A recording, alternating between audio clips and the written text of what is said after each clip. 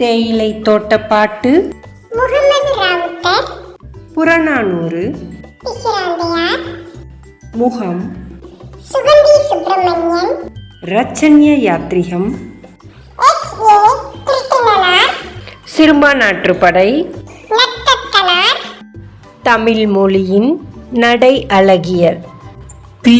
சு.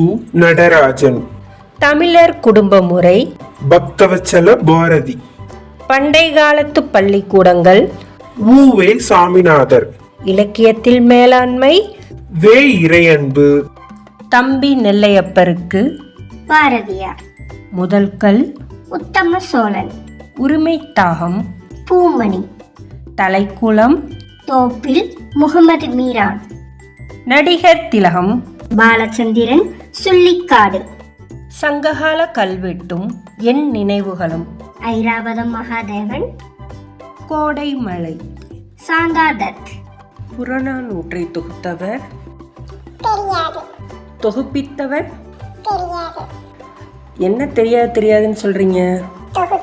தொகுப்பித்த ஆசிரியர்கள் யார் என்றே தெரியாது.